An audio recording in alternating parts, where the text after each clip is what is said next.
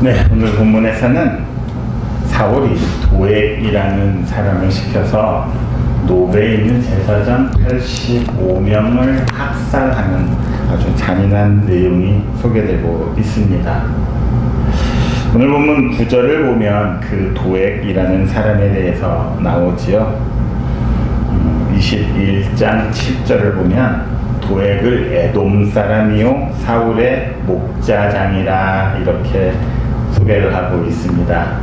그 사람이 사울에게 이르기를 이새의 아들이 노베 와서 아이둘의 아들 아히멜렉에게 말하는 것 이른 것을 내가 보았다 이렇게 말합니다. 다윗이 제사장 아히멜렉에게 말하는 것을 들었다는 것이지요.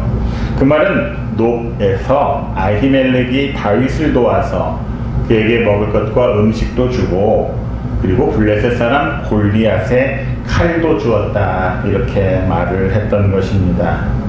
그러자 이제 사울은 사람을 보내서 놉의 제사장 아히멜렉과 놉 땅에 있는 모든 제사장들을 다 불러 모으지요. 왕의 명령으로 제사장들이 다 소환이 된 것입니다. 그리고 이제 사울은 놉과 그 제사장들에게 다윗과 반란을 모의한 죄에 대해서 신문을 하게 되는 것입니다. 왜 이새의 아들인 다윗에게 떡과 칼을 주어서 나를 대적하게 하고 자신을 공격하게 하였냐는 것이지요. 결국 사울은 자기의 병정들에게 호위병들에게 가서 노베에 있는 제사장들을 다 죽이라 명령을 합니다. 그런데 그들은 거절을 하지요. 그 명령을 따르는 것을 거부했습니다. 사울이 제사장들을 죽이고자 하는 그 명목은 그들이 다윗과 협력하였고 다윗이 도망한 사실을 알고서도 자신에게 알리지 않았다는 것이었습니다. 처음에는 거절했지만 결국 아무리 잘못된 명령이라 할지라도 그것과 이익이 결부되어서 그것을 따르는 사람이 생기게 되는 것이지요. 우리도 며칠 전에 겪지 않았습니까? 몇몇 사람들은 부당한 명령에 거부하지만 그 명령이 자기에게 이롭다는 것을 깨달은 사람은 그것이 아무리 부당한 명령이라 할지라도 그것을 따르는 사람들이 생겨나는 것이지요. 도액과 같은 사람들이 있다는 것입니다. 결국 도액은 가서 85명의 제사장들을 다 죽입니다.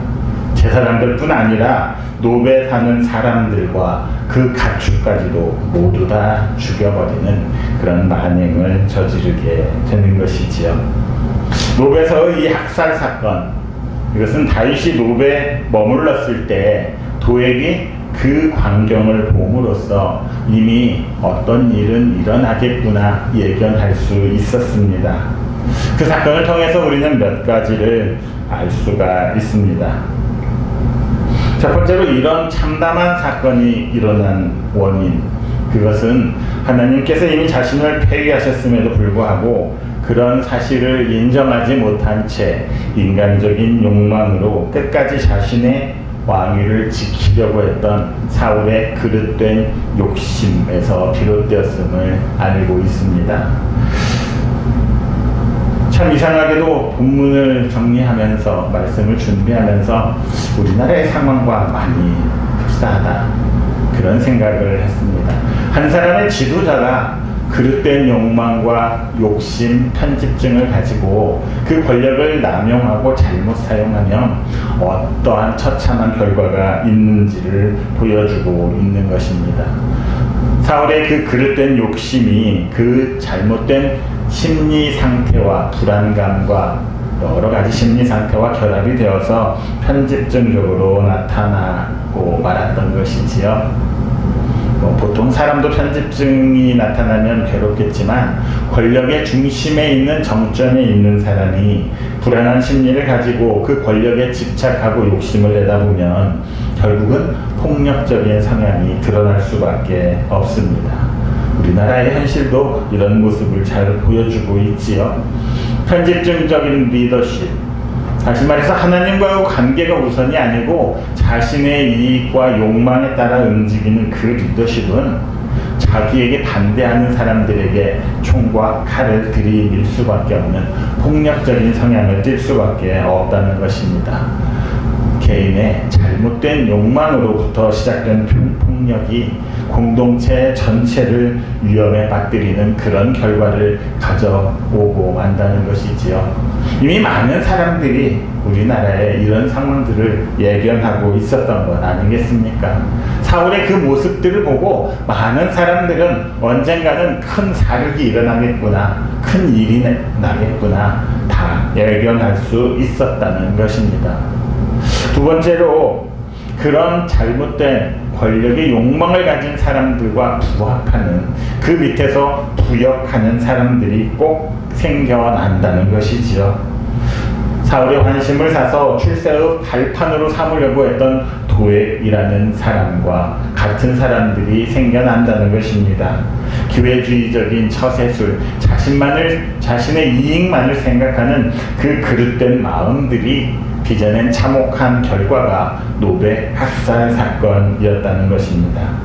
어느 시대건 간에 그 정권이 그 권력이 부정하고 잘못되었음을 알고 있다 할지라도 자신의 부귀영화를 위해서는 그 권력이나 정권이 아무리 옳지 않고 잘못되었지만 거기에 부역하는 사람들이 생기기 마련인 것이지요. 잘못된 명령을 따르는 사람들이 반드시 있다는 것입니다. 아무리 잘못된 계엄령이라 할지라도 거기에 부역하는 사람들이 생기는 것과 마찬가지 위치입니다. 세상은 항상 그래 왔다는 것이죠. 아니, 아무리 잘못되고 그릇된 명령이면 어떠냐는 것입니다. 나만 잘 먹고 잘 살면 된다는 그런 그릇된 욕심이 있는 사람들은 오히려 그 명령한 것보다 제사장만 죽이려고 했는데 오히려 노베에 있는 사람들을 다 죽이고 거기에 있는 가축까지도 다 죽이는, 더 앞서서 만행을 저지르는 그런 사람들이 있다는 것을 기억해야 한다는 것이지요. 그렇다면 하나님께서는 그 사람들을 어떻게 대하십니까? 하나님의 뜻을 거역하고 자신의 욕심대로 하나님과의 관계를 단절시키는 사람들을 그냥 보고만 계시냐는 것이지요. 참으로 의외의 결과는 이 노베 제사장들에게서 나타날 수가 있습니다. 하나님께서는 왜 죄 없는 제사장들, 하나님의 종들인 이들을 몰살을 당하게 하셨을까 하는 의문이 일어납니다. 왜 이런 일들이 일어나야만 했을까?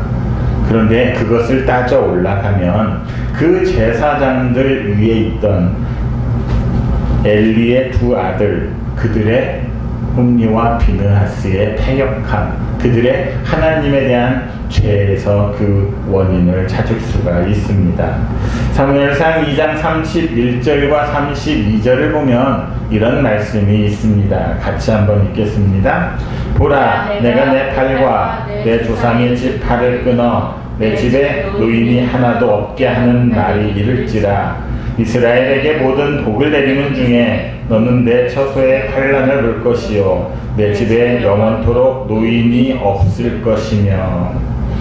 이 예고는 엘리와 그 두 아들의 죽음으로부터 성취되기 시작했습니다. 그리고 이제는 제사장들의 학살을 통해서 그 성취가 완전히 이루어지게 되는 것이지요. 나이든 노인이 되는 그 제사장들이 없게 하겠다는 약속이었습니다. 물론 아히멜렉의 아들 아비아달이 살아나지요. 그래서 다윗 시대의 제사장직을 유지하기는 합니다. 그때 잠깐이었지요. 그런데 솔로몬 시대에 이르러서는 이 아비아달이 다시 아도니아라는 솔로몬의 아들의 그 반역에 가담하였다가 제사장직을 박탈당하고 아나돗 지방으로 귀향을 가게 됩니다. 그렇게 엘리 가문은 다 하나님의 예언대로 성취되고 마는 것이지요. 다윗이 죽은 후에 그 아들들의 수많은 반란들을 통해서 솔로몬이 왕위에 있었지만 힘들었음에도 불구하고 결국 아도니아의 그 반역에 아비아달이 가담함으로써 그도 엘리 가문의 막을 내릴 수밖에 없다는 것입니다. 그렇게 사람의 모든 행동은 그 행위대로 받는다는 것을 알아야 합니다. 잘못된 행동을 했다면 분명히 벌을 받아야 한다는 것이지요. 하나님 앞에서 죄악이 혹여 내 시대에는 그냥 넘어갈 수도 있을 수 있습니다. 하지만 그것이 언젠가는 다시 돌아온다는 사실을 기억해야만 합니다. 몇 세대가 지난 후라도 하나님의 심판은 찾아올 수밖에 없습니다. 그렇다면 그 결과는 내 세대에서 내가 책임지는 것보다 훨씬 더 참혹할 수 있고 참담하다는 것을 알아야 합니다. 내 시대에는 무사히 넘어간 것, 그것은 복이 아니라 오히려 내 후손에게 더 큰 화가 된다는 사실을 알아야 하는 것이지요. 그래서 우리들은 내 시대에 내가 하나님의 뜻을 거스른 것, 잘못과 반역을 행한 것이 있다면 반드시 내 스스로 해결을 해야만 합니다.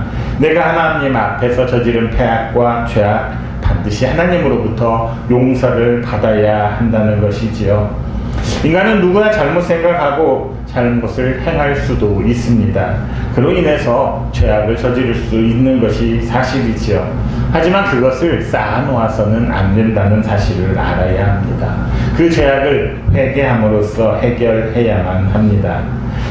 엘리 제사장의 아들인 홈리와 비느하스의 죄악은 그들이 회개하지 않음으로 말미암아 그 집안의 모든 제사장이 죽는 그런 결과를 가져올 수밖에 없었다는 것이지요. 오늘도 하나님 앞에서 죄악된 삶을 살기보다는 그로부터 돌이켜서 하나님 앞에서 악을 행하기보다는 선을 행하고 하나님의 심판을 받기보다는 하나님의 인정과 위로와 복을 받는 여러분들이 되시기를 바랍니다. 22절을 보면 다윗은 도에게 칼날을 피해서 자기에게 도망쳐온 아비아달에게 이렇게 말합니다. 내 아버지 집의 모든 사람 죽은 것이 나의 탓이로다. 노베서 학살 사건을 듣고 그 원인 제공자가 자기 자신이라는 것을 인정한 것이지요. 어쩌면 이것이 지도자의 가장 훌륭한 덕목 중에 하나라고 말할 수 있습니다. 사람이니까 아무리 지도자라 할지라도 잘못할 수 있겠지요. 그러면 그것을 인정해야만 하지, 오히려 그것을 인정하기는커녕 자신의 논리만을 주장하고 자신의 입장만을 강요하는 그런 지도자는 결국 오래갈 수 없다는 것을 말해주고 있습니다. 사실 이 노박살 사건의 가장 큰 원인은 사울에게 있습니다. 사울의 광기 어린 만행이었지요. 거기 한 사람을 더하라면 사울의 명령을 받았던 도액이라는 사람 아니겠습니까? 그가 만일 다른 부하들처럼 그 명령에, 부당한 명령에 거절하였다면, 침묵하였다면 이런 일은 일어나지 않았을 것 아니겠습니까? 그런데 다윗은 그 모든 일의 책임이 자신에게 있다고 말합니다. 다윗도 그 책임이 없다고 말할 수는 없겠죠. 아히멜렉을 처음에 속이지 않았습니까? 다윗이 사울의 특별한 명령을 받아서 거기에 왔다고 거짓을 했지요. 하지만 일부러 그런 것이 아니라 자기의 목숨을 부지하기 위한 악이나 고의도 없는 그런 실수였다고 말할 수 있습니다. 만약 여기에서 다윗이 나는 그런 일 모르겠다, 거기에 대한 책임은 나에게 없다고 했다면 다윗을 혼낼 수도 있고 비난할 수도 있을 것입니다. 아니, 자신에게 책임이 없다고 하면서 그것은 사울이 잘못한 것이고 도액이 잘못한 것이라 그렇게 책임을 전가할 수도 있을 것입니다. 하지만 다윗은 그렇게 하지 않았던 것이지요. 자신의 실수를 겸허하게 인정하고 솔직하게 인정하고 뉘우치는 모습을 보여줄 수 있습니다. 실제로 사울이나 도액에게 책임을 전가한다 할지라도 그들의 책임이 너무 크기에 어느 누구도 그거에 대해서 잘못했다 말하기는 쉽지 않았을 것입니다. 하지만 그는 얼마든지 피해갈 수 있음에도 불구하고 자신의 잘못을 인정하고 있었습니다. 이런 모습을 통해서 우리는 진정한 사과와 회개, 그것은 자기의 잘못을 인정하는 것에서부터 시작한다는 것을 알 수 있습니다. 그리스도인들은 회개라는 말을 참 많이 사용하지요. 어떤 행위가 잘못되었음을 인식하고 그 잘못을 뉘우쳤을 때 그 행실로부터 떠나는 것을 회개라 말합니다. 그러니까 잘못을 먼저 인정하는 것이 처음이 되어야 하고 죄에 대해서 깨닫는 것이 이루어져야 한다는 것이지요. 그것을 깨닫지 못하면 그 죄에 대한 회개는 있을 수가 없습니다. 그런 사과가 없다면, 그런 사죄가 없다면 용서도 없겠지요. 자신이 무슨 잘못을 했는지도 모르는 사람이 어떻게 잘못을 인정할 수가 있겠습니까? 그래서 하나님께서는 이스라엘 백성들에게 회개하라 요구하실 때 제일 먼저 스스로 죄를 인정하고 자복하라 이렇게 말씀하셨습니다. 에레미야 3장 13절을 보면 이렇게 말씀하십니다. 같이 읽습니다. 너는 오직 내 죄를 자복하라. 이는 내 하나님 여호와를 배반하고 내 길로 달려 이방인들에게로 나아가 모든 푸른 나무 아래로 가서 내 목소리를 듣지 아니하였음이라. 여호와의 말씀이니라. 하나님께서는 먼저 내 죄를 스스로 인정하라 말라고 있는 것이지요. 다윗은 이런 하나님의 말씀에 따라서 먼저 자기의 잘못을 인정하고 시인하는 사람이었습니다. 밧세바를 아내로 맞아서 나단 선지자에게 책망을 들었을 때에도 내가 여호와께 죄를 범하였노라 인정하지요. 그리고 회개합니다. 그리고 하나님께서는 이런 다윗의 모습을 긍휼히 여기시고 다윗의 죄를 사해 주셨던 것이지요.